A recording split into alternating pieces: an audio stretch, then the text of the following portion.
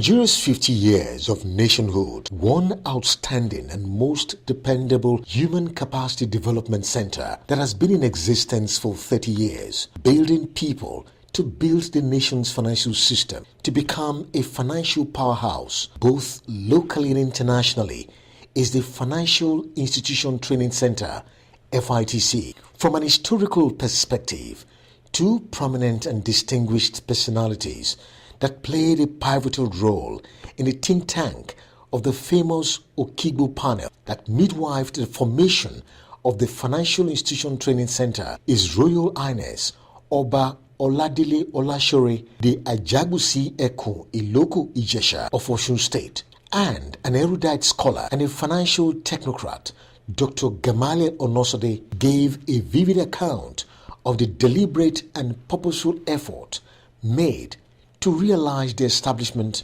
of the center.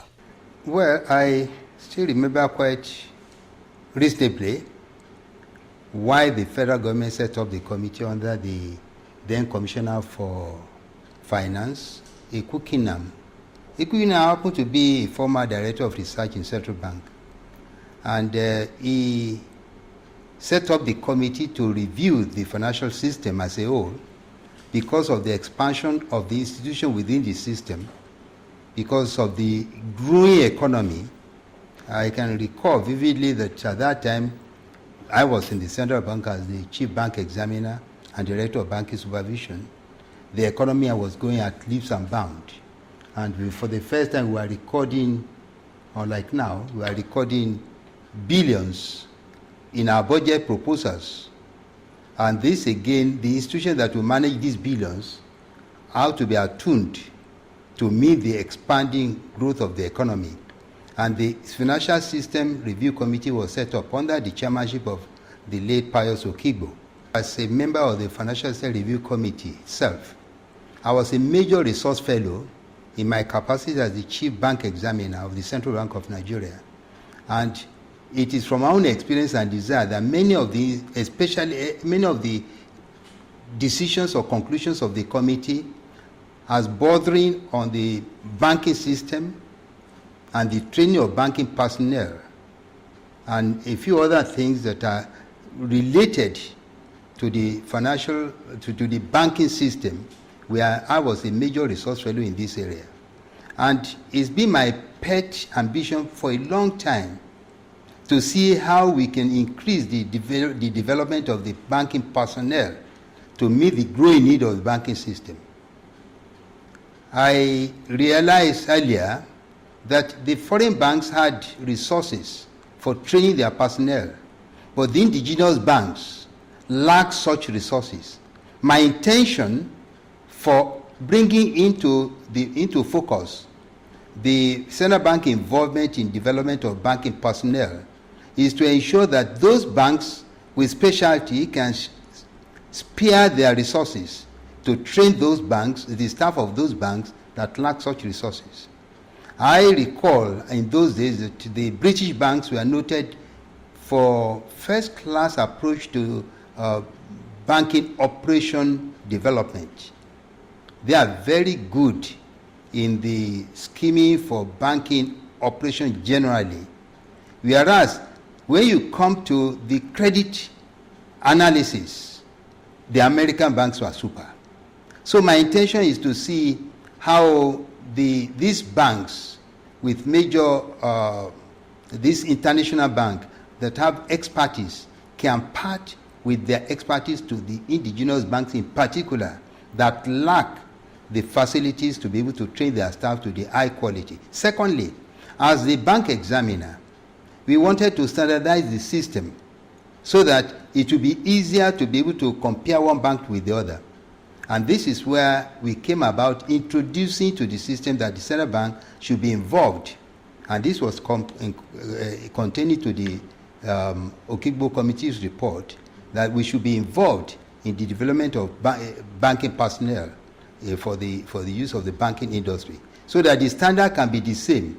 If they all go to the same type of training school, the same system of banking operation, the same system of credit analysis, it will be easier for us as bank examiners to compare the achievement of one with the other.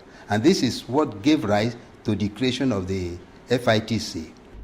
The main focus, as I can recall, was the role that the financial institutions ought to play and the extent to which deficiencies were perceived, which made these institutions not perform optimally in terms of the economic aspirations of the nation. The Okigwe panel therefore looked very critically at the central bank, if you like, the apex institution under the Federal Executive Council and the Ministry of the Federal Ministry of Finance, which is, if you like, you can see that's an integral part of the Federal Executive Council, and the bank and non-bank institutions like the commercial banks, the merchant banks, the mortgage banks, the development banks, and so on. These constitute the focus of the panel's work. Taking us down memory lane when the FITC took off as a full-fledged Human Capacity Development Center to actualize its mandate, the pioneer executive director, whose office was later to be known as the Director General, Chief Oluyemi Agbelusi, gave a deep insight into the initial challenges the FITC faced to stamp its authority, as well as the major significant achievements of the center. What I would consider as the major achievement was the acceptability of the FITC as a training institution coming into the banking system. Because I think naturally the banks were resistant to any other training organization being financed by them, when a good number of them had their own training schools. And they felt, well, we have our own training school. What's this one that our central bank and government they are bringing up? So it was quite a challenge to get the banks to accept the FITC. But eventually, they accepted the FITC. Although more, I would say, they more or less personalized FITC. It was more or less Agbelusi. So, because I was so close to them, and these were bankers of my own generation, so, but that also helped us to get them to accept the FITC as an institution that should be able to work with them. Number one, we looked at banking, not in terms of the technical aspect of it, because banking in those days, we weren't in the age of IT. So banking in those days involved so much of call over and things in balancing and so on. It involves so much of effort in getting things done. So, and also bankers did not move towards getting the customers to get them to work with them. So you have what we call the terms of armchair banking. When the bank manager sits there and everybody comes to move to look to him to ask for what they want and so on. Now, bankers now go out and they are doing what they call marketing. There was no marketing in those days. It was the customers who come to seek their banks, and so what we try to do in FITC is to let the bankers know how to relate to the customers, seeing banking essentially as an obligation. This was really a key landmark. Since inception till date, one major strength the Financial Institution Training Center can proudly boast of is the caliber of top-profile, highly respected, experienced financial icons in the Nigerian banking and finance industry who have served as chairman on the board of the FITC as well as chief executive officers of the center. For a better appreciation of their contributions, efforts, great expectations, as well as the challenges of sustaining the vision and mission of the center, this is how they recounted their experiences and thoughts. As the first chairman, of course, it's never easy. Recruitment, getting the best staff to man the place wasn't quite easy. And of course, we have to look inwards. And we identify somebody whom we already knew as the first chief executive of FITC. And having identified him, we brought him to then do the groundwork to put the institution in place. And fortunately, I believe that he did very well. Oh, I think it was quite challenging because it was a new concept. And it was important to be able to convince people that what they are going to put their money in will provide adequate value for what they are putting their money in. Therefore, it was a constant topic at the bankers committee. We were discussing at every bankers committee. There was an item talking about training and under training. A very, very constant recurrence subject is that of the FITC. So there was the challenge of convincing the banks that the concept will be beneficial to them and to the economy, and that whatever they are putting in, they are likely to at least get more than commercial value for it. First of all, I was chairman of council between 1991 and 1999. So a period of almost 9 years. This was a period of transformation of the institute from a monolithic structure to a directory system. We had a situation where the institute in the early 90s lacked a lot of visibility and was operating from 3 different locations in Yaba. This had to change, and we appointed a consulting firm to guide the transformation of the institute, the re-engineering of the center. And so in early 1996, we appointed a director general to run the center. During this period, you know that there was distress, financial sector distress, and many banks were in trouble, and some of them were liquidated. This was a period when capacity building was so important, and the FITC played a very important role in this respect in terms of training the managers and very senior people to run banks. The banking license, bank licensing have been liberalized well before the necessary capacity was built up. And so this was a major challenge.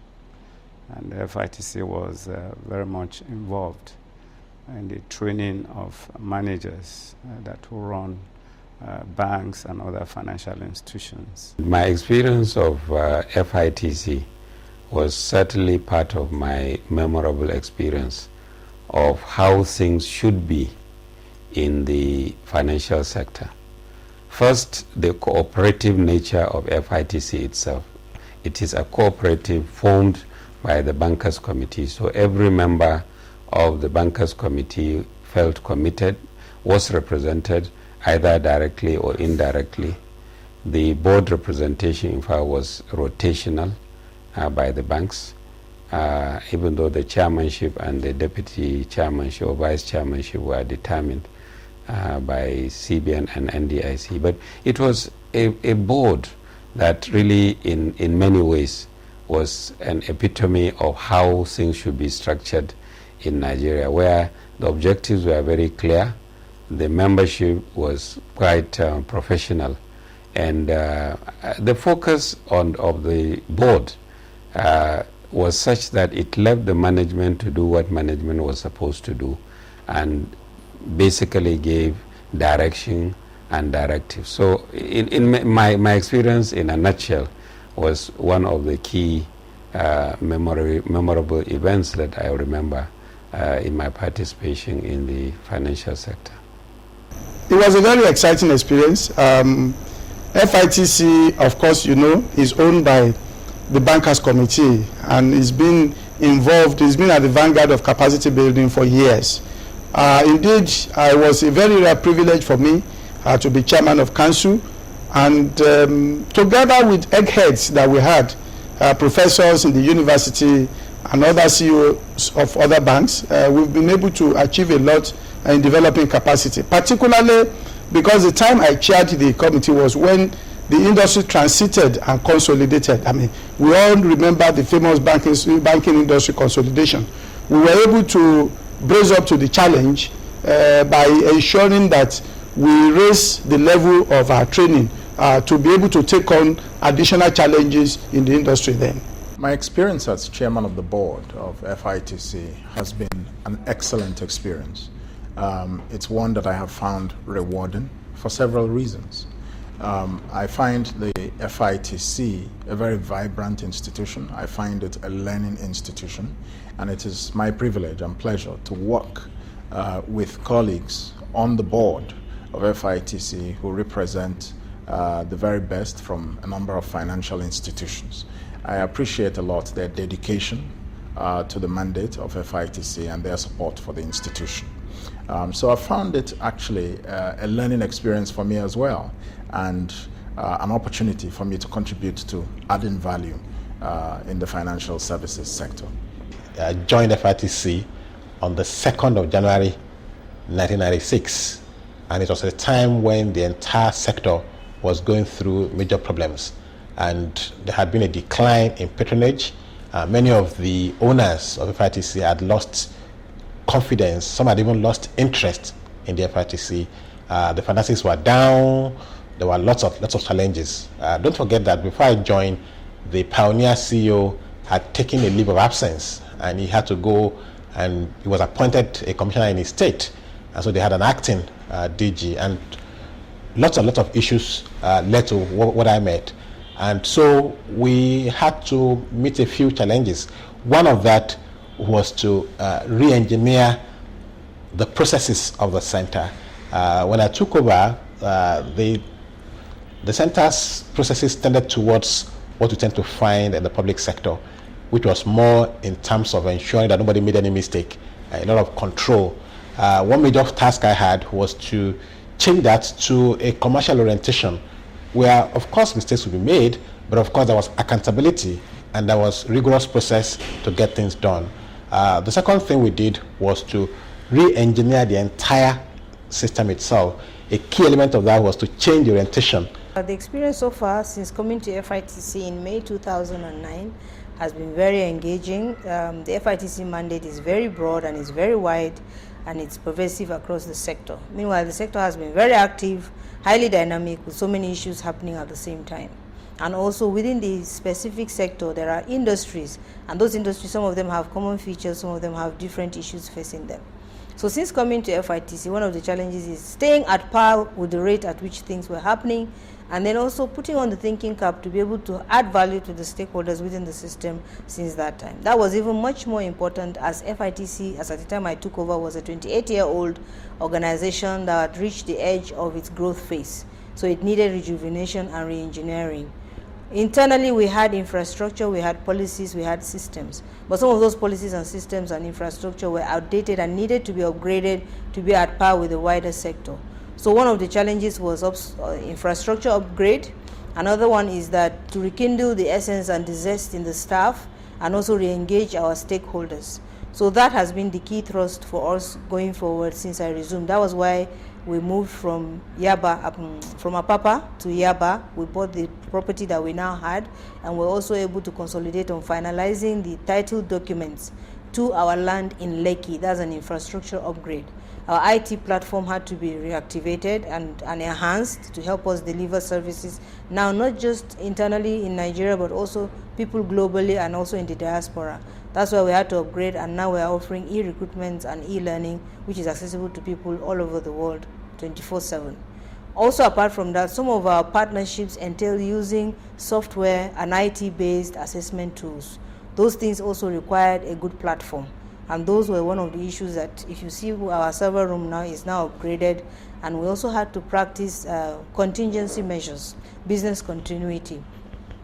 Our information and our server information has to have backups in case of any issues for us to remain sustainable even if there's a crisis. Apart from that, our people needed to be aligned to the new brand that was introduced in 2007. So we did a lot of inward search. We had two programs that we launched. One was Physician Heal Thyself. We're in the business of offering consulting services and training. We had to be sure that most of our prescriptions that we give to our stakeholders, we ourselves had been partakers of that. So we looked at ourselves and upgraded our practices and our policies. The other one is branding beyond logos and colors. When we introduced our new logo in 2007, all we did was to change the logo on the letterhead and on our signages. But we needed to present ourselves in terms of service quality, our core values and our essence, and the way we engage people in the value that is the brand informs. So those were some of the key actions. And then the last one was FITC is a very lean organization, but we are very malleable in that we can deliver services in all the 36 states of the country, and we can deliver all over the world. We are only about 65 staff maximum at any given time. But we had to look at our third-party relationships, because our strength has always been the associates that work with us, the partners that we have. So we had to sit down and look at the type of relationships that we have and the services that we have and upgrade them, and upgraded our third-party relationships to make us more efficient, yes, at the same level being cost-effective. In addition to some of the initiatives taken, as I mentioned, in the third-party relationships, sometimes we practice things in an organization and we don't know that there are observers and stakeholders interested. In 2010, IFC approached FITC for a preliminary due diligence to look at how FITC could be considered as a corporate governance center. In 2010, we had a more thorough due diligence that led to our being selected as a corporate governance center in sub-Saharan Africa. That is one of the partnerships that has fundamental shift for the industry in terms of corporate governance practices. FITC had been doing board level education for the past 26 years. The edition for this year is the 27th in the series. For us, that coming last year is like a complement to all the efforts that had been done in the past few years. FITC has an aspiration to be relevant across the West African region by 2016. This agreement with IFC throws us into the whole of the sub-Saharan Africa within the planned period. For us, that is a very good innovative thing, and we're already seeing that people are coming for programs at FITC from some of the other countries across the West African sub-region, and we are delivering projects and collaborating with institutions on a regional basis. Having been in existence for a glorious 30 years, how has the center fared in terms of fulfilling its mandate? Is FITC still relevant today, considering the various significant developments and sweeping reforms that have occurred in the Nigerian financial system? And what are the strategic areas and issues the center and its leadership should consider critically to make FITC the preferred choice for all stakeholders in the area of training, consultancy, and research in the local and international financial space? I believe FITC had done very, very well, satisfactorily over the period. I think the institution has been very lucky in having good chief executives that had worked very, very well, and they were able to sustain the confidence of the banking industry, and then give the banking industry the encouragement to continue to support the institution. Because as the banking industry was going, competition was coming on from different angles, and therefore if people don't believe they are getting value, then the abilities to support the institution will have been will have waned, and therefore that the banks continue to support the institution, I think, is indicative of the fact that the institution has been answering to their needs and has been contributing to the development of the industry. I think it's more relevant today than it was at that time too. Still very, very relevant, because from what has happened in the last few years, it is clear that the development of human capital was very critical to the success of the industry. Although one might say that while training is important in terms of skill and so on, training is also very important in terms of character. And the fact that the chief executives of the institution had done very well all the years, because we have one thing we have not had there is what do you call it? We've never had any scandal or anything that affects the institution that could create a problem. So I believe that the purpose has been very much achieved. A lot of people have been trained. The banking industry grew very tremendously within that period, and we were able to supply the training that allowed the banking industry to grow. Well, FITC is about 30 years old now, and one can say definitely that it has come of age. When you look at the various programs being offered, currently about 12 broad areas where programs are offered in terms of its assets, in terms of the training it has undertaken. One can say really that it has come of age. In terms of fiscal development, we've seen a situation where the FITC was operating from 3 locations in Yaba in the 80s, but by 1996 it had moved to just 1 location, Shipa's house in Apapa, and currently we have a new office complex at Ebutemeta, with all the state-of-art equipment that you have, and very good staff. The institution is very well led. It's becoming more and more viable. In terms of visibility, it's well known. The brand is easily recognizable, and it has a number of key stakeholders that are very committed to its viability and success. Well, one I think I've already mentioned, which is the issue of really corporate governance and ethics in the financial industry. That is very, very critical, and I'm happy to notice that FITC has taken that as a critical part of their mandate, and not only just part of their mandate, but a new area that they are focusing on. They have new programs working with FITC and so on and so forth. That's highly commendable. And that really, I believe, will make FITC much more relevant and much more by not only its members, but other aspects of the industry. The second area I think that FITC needs to focus on is to earn its name. Say financial institutions. It didn't say banking institutions. Even though it's being funded largely by the banks, it needs to, I know that has been a touchy issue. The stockbrokers, the insurers, and so on, all have their own institutions and need. But I think FITC must continue to provide leadership in the area of financial institutions, as well as probably trying to bring on board the other agencies in other areas of finance, so that you have a more holistic approach to training. And I think even though professional training has been doing all these years, but I think that also needs to be done with a greater emphasis on developing necessary expertise, not only of those who will do the work, but of the boards and management, so that they understand what they are supervising, because that has been part of the problems of the financial crisis globally.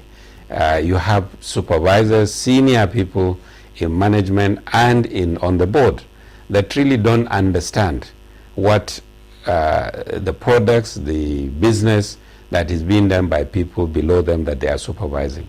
It was part of the reasons why you had the crisis in the banking industry. Yes. FITC, I'm glad, has grown in leaps and bounds.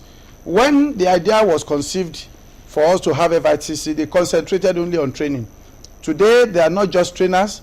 They've also been able to give a good account of themselves in research and in consulting. So today, they've expanded their frontier beyond training to research and consulting. And I believe that the industry is a lot better for it. Through their operations also, they've been able to rely much less on the annual subvention of the owner institutions. Now they generate substantially all that they need to manage the institution. When you see FITC in terms of an institution that was created to develop human capital for the financial services industry, and from that point of view, FITC certainly is still very relevant, and I believe it's working hard to achieve that mandate on an ongoing basis. And since then, there have been so many various developments. We've had liberalization, deregulation, which brought all sorts of institutions to existence. And I think that's even an area where FITC needs to further re-examine as to whether its focus should be on all the financial services institutions or a particular segment of the financial services industry. One expects the center to focus on topical issues of the day, issues of corporate governance, issues of risk management in the various entities, issues of developing capacity of operators in areas of, say, project management, of service, giving valuable, efficient, and courteous service, to clients. Issues relating to corporate social responsibility. The first thing that I think the center should focus on now is to take a total look at its portfolio of training programs. And the center needs to create new programs, rejig the old ones, create new programs. I'm glad that the center is doing very well on consulting now, but I think it needs to let more of its clients know, or potential clients know, what it can do. FITC can do a lot in consulting, but many people don't know this. The only ones who know are the parastatals, ministry of this, ministry of that. There's a lot of mileage the center can get because of its capability. And I think those are the things I think they should focus on going forward. For an organization that still has a brighter future ahead of it, having been in existence for 30 years, how will the gladiators of FITC see the center evolve in the next 5 years in view of the transformation exercise being embarked upon by the present leadership within the context of the Financial Sector Strategy FSS 2020? Well, I am informed that currently the FITC is in fact chairing the Human Resources Committee of the FSS 2020. I believe that the FSS 2020 which in fact we have now taken and incorporated as the financial sector component of the Vision 2020. I'm sure you are aware that it is my agency of government that is coordinating all the efforts for Nigeria to achieve its Vision 2020. And so I like to put it not only in the context of the next 5 years, but perhaps in the context of the whole Vision 2020 up to 2020. The role I see FITC playing, or how I would like it to evolve, is to become really a center of excellence for financial sector training and capacity development, for financial sector research, for financial sector consultancy, which are the three key areas that is currently focusing, and really become one of those institutions similar to a number of international ones that people not only from West Africa and Africa, but from other parts of the world would want to attend their programs because of the quality of the work that they do and because of the benefit that they will derive from attending such programs. I'd like to see FITC evolve, in a manner that, first of all, begins to encompass the sub-Saharan, especially the West African sub-region in sub-Saharan Africa. I think that's a very important area of growth for FITC. I'd like to see FITC go beyond banks. They are already going beyond banks and working with a number of other financial services institutions, but to strengthen their work in non-banking financial services in terms of providing training and consulting and research as well. So I think that there's just a number of areas that the FITC needs to develop in future, and I'm very pleased to see that it is moving in this direction. The partnership that the FITC entered into with the International Finance Corporation, the IFC in Washington, is a watershed, I think, in the history of the organization, and I can see that partnership will lead FITC into many value-adding and exciting ventures in the years ahead. We would like to see FITC in the next 5 years as an institution on the landscape of sub-Saharan Africa that other regions will look at and benchmark our practices and how we have impacted the system. We'd like to see a situation whereby regional conferences and seminars are being hosted by FITC. We'd like to see a situation whereby other locations, regulators and operators in other locations will seek to come and use the facilities of FITC. We'd like to see a situation whereby policies are being made for the sector and FITC is being invited to contribute to such advocacy issues. We'd like to see a situation whereby the regulators in the financial services sector will call FITC into its strategy sessions to see how FITC can recommend plans for capacity building in the industry. We would like to see whereby the operators within the industry would ask FITC to support them in their own initiatives for capacity building and collaborate with their respective training schools. When that happens and we start to see country visits of people from other countries requesting for audience to come and study the FITC structure, then that will be a very good complementary development. The success story of FITC today, no doubt, can be largely attributed to the collective, genuine effort and unflinching loyalty and belief in the mandate of the center by both management and staff, as well as stakeholders. Indeed, they deserve to be commended and congratulated for a job well done. Since I was very much party to the thinking that led to the establishment of FITC, I would like to congratulate it for surviving this long and for the quality of services it has rendered during the last 30 years. And I wish it and all those who are very much part of the running of that organization good success in the coming years. I think there are very many reasons why one should rejoice with them, congratulate them for achievement already made in the past 30 years. Many institutions have risen within the banking system and have collapsed since then.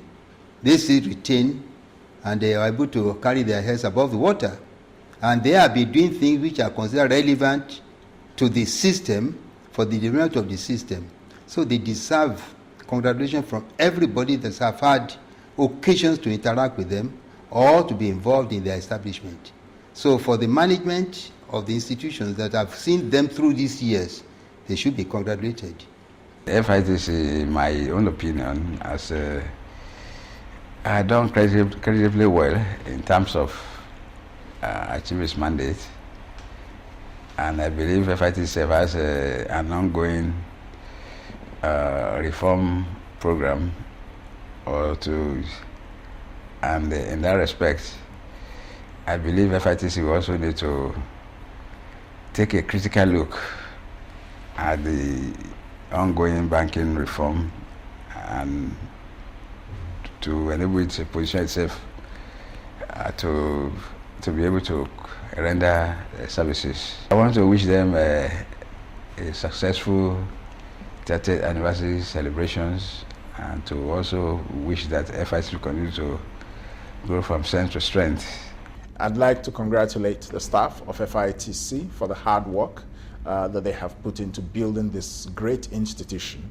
I think FITC has added a lot of value to the financial services industry, and that could not have happened without sound leadership from the managing director and chief executives of this organization, not just the present one, Dr. Lucy Newman, but the previous ones. I think they've all done a very good job, and I can see the organization growing to greater heights in the years ahead. And so my congratulations to the management and staff.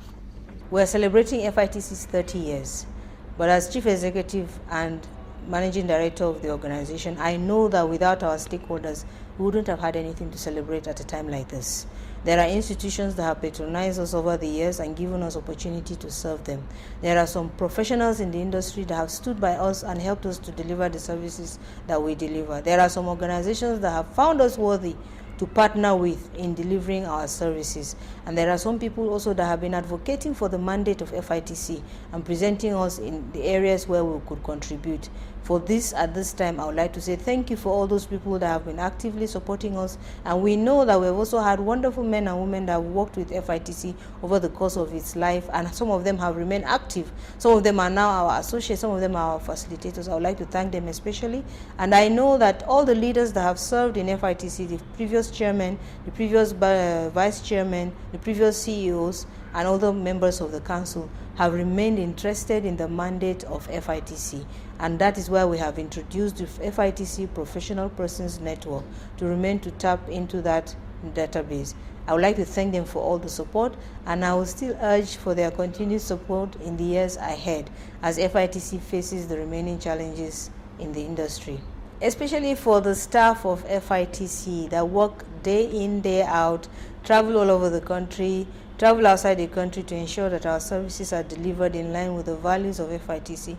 All the previous staff, current staff, and those that are yet to join FITC.